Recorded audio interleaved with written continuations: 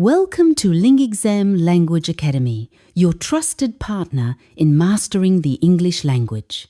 Today, we're diving into an essential collection of phrasal verbs that you'll encounter when talking about hobbies, sports, and games.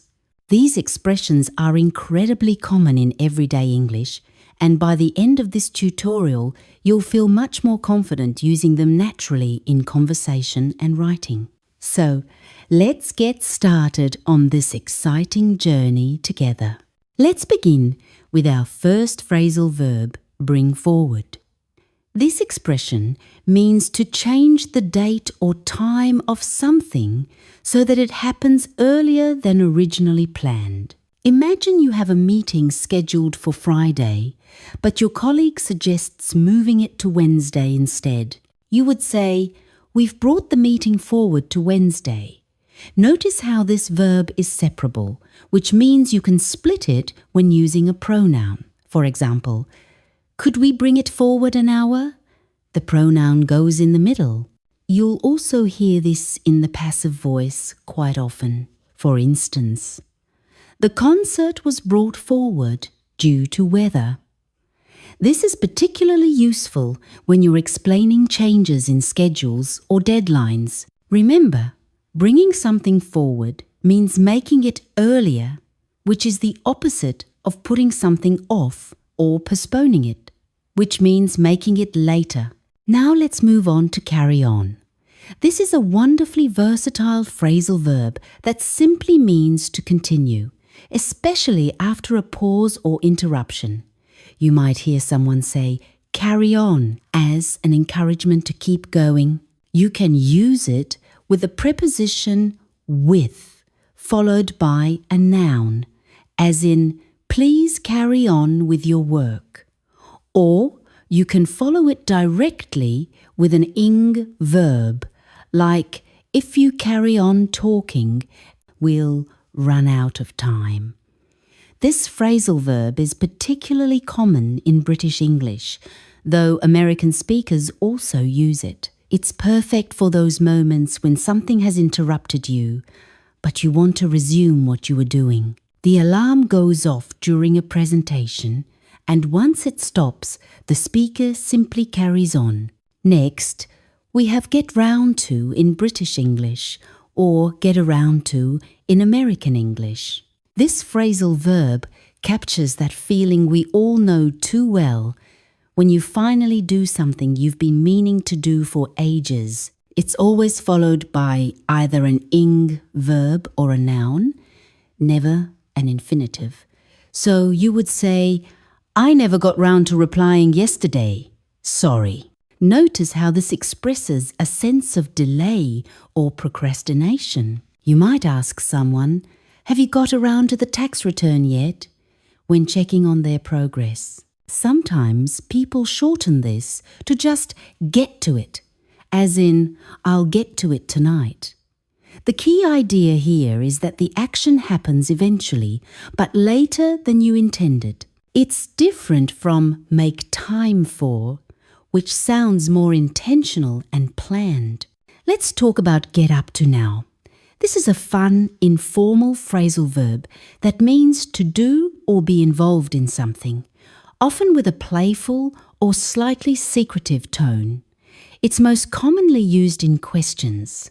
When you meet a friend, you might ask, "What did you get up to at the weekend?"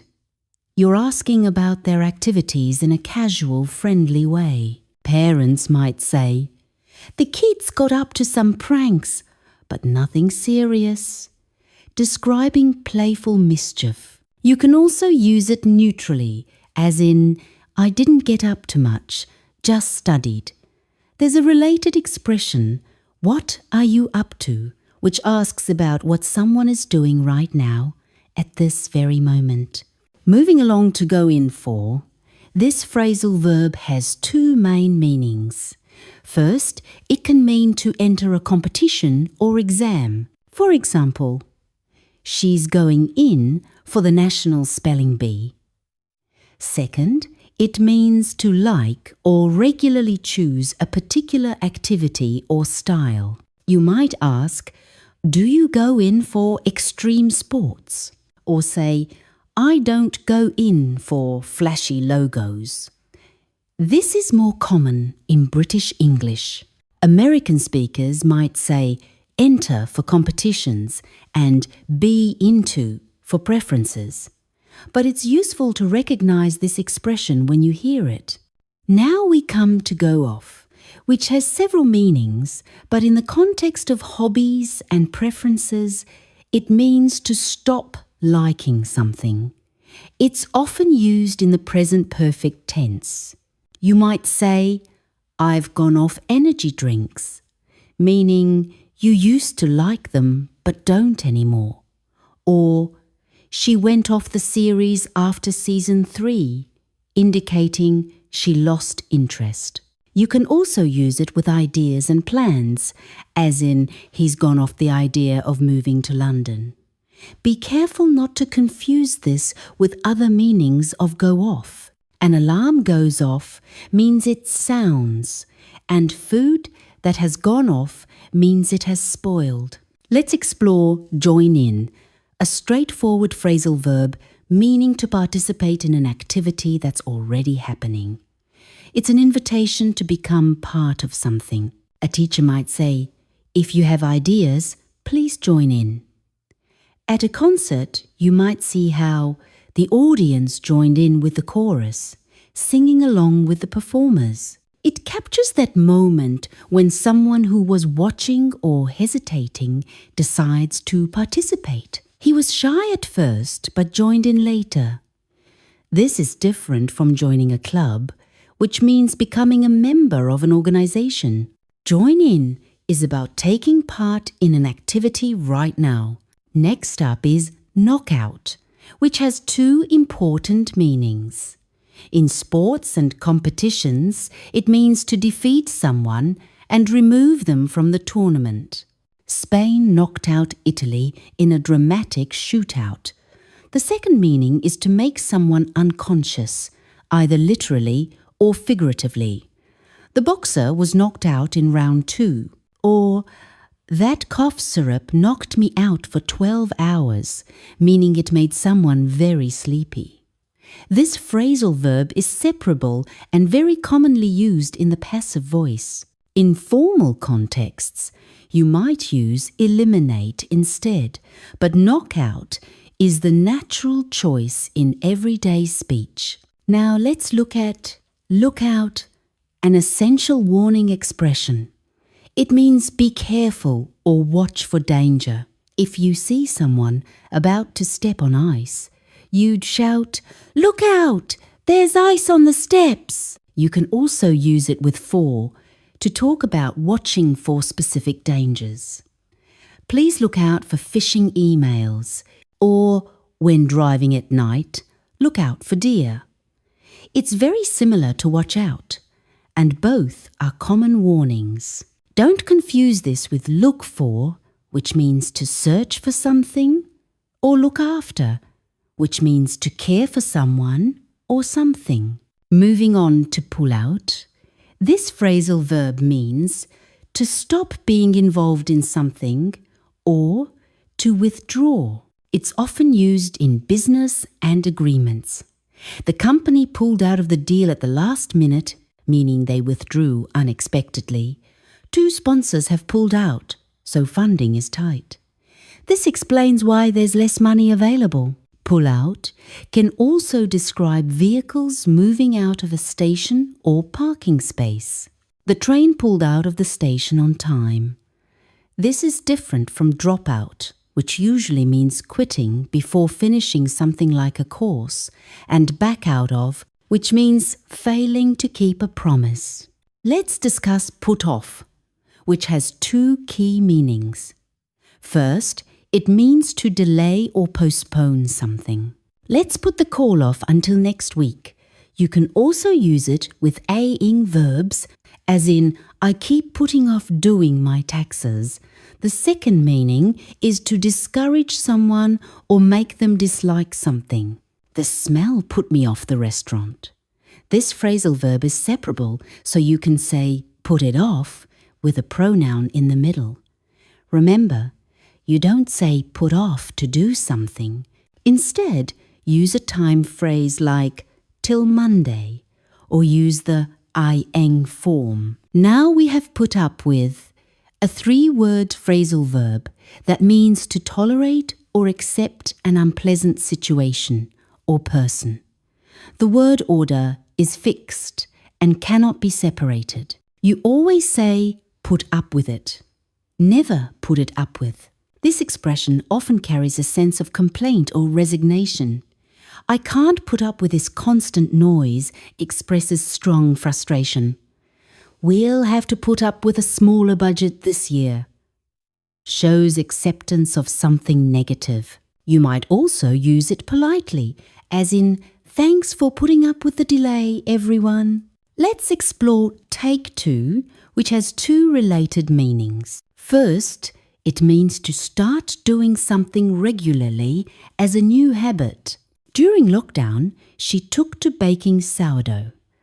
Second, it means to start liking someone or something, often quickly or naturally.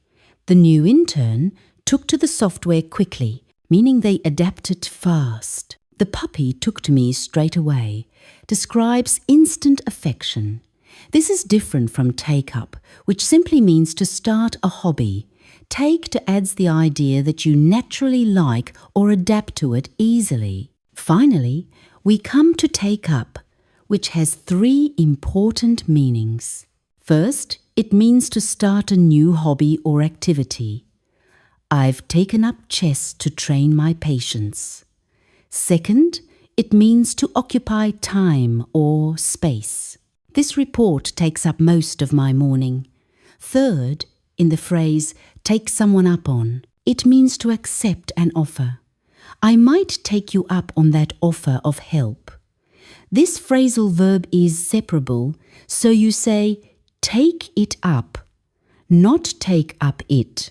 Now that we've covered all these phrasal verbs individually, let's look at some pairs that are easy to confuse. Bring forward and put off are opposites. One moves something earlier, the other makes it later. Pull out and join in are also opposites. One means to withdraw, the other means to participate. Go in for and take up are similar but slightly different. Go in for can mean to enter a competition or to like something, while take up means to start a hobby. Take to and go off are opposites in terms of preference. Take to means you start to like something, while go off means you stop liking it. Look out and watch out are near synonyms, both used as warnings. Let's also clarify the grammar patterns quickly.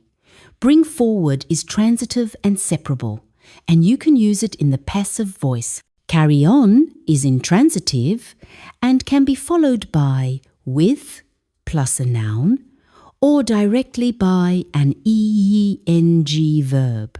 Get round to or get around to is followed by an ing verb or noun, and pronouns come after to, as in get to it. Get up to is followed by a noun or ing verb.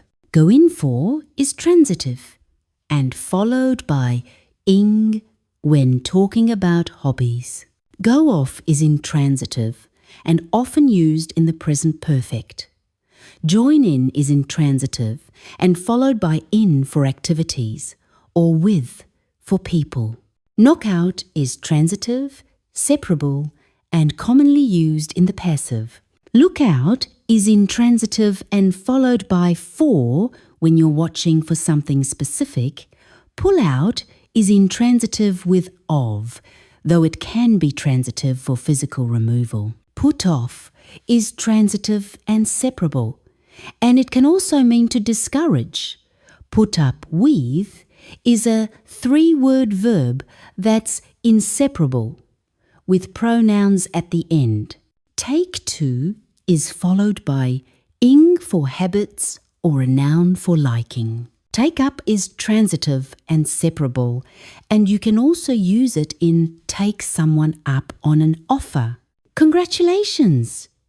You've just worked through a comprehensive tutorial on phrasal verbs related to hobbies, sports, and games. This is a real accomplishment, and you should feel proud of the time and effort you've invested in improving your English. These phrasal verbs will make your English sound much more natural and fluent, and you'll start noticing them everywhere in conversations, movies, articles, and podcasts. Now, let's talk about how you can review and really cement this knowledge. First, go back through your notes and pick 5 phrasal verbs that you found most useful or interesting. Write one original sentence for each one, using a situation from your own life. This personal connection will help you remember them much better. Second, try to use at least 2 or 3 of these phrasal verbs in conversation or writing over the next week. The more you actively use them, the more natural they'll become. Third, create some flashcards, either physical ones or digital ones, using an app. Put the phrasal verb on one side and an example sentence on the other. Review these regularly, perhaps 5 minutes a day. Fourth, listen to English podcasts or watch videos and try to spot these phrasal verbs in action.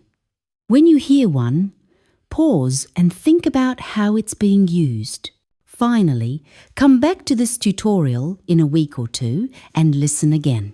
You'll be surprised how much more you understand and remember the second time around. If you want to study common English phrasal verbs even deeper and expand your knowledge further, we invite you to visit LingExam Language Academy's website at lingexam.com.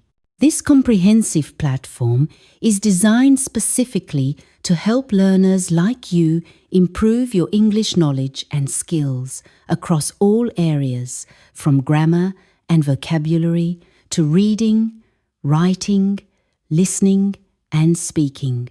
One of the most valuable resources on our website is the magazine section, where you can study phrasal verbs and many other important English topics completely free of charge.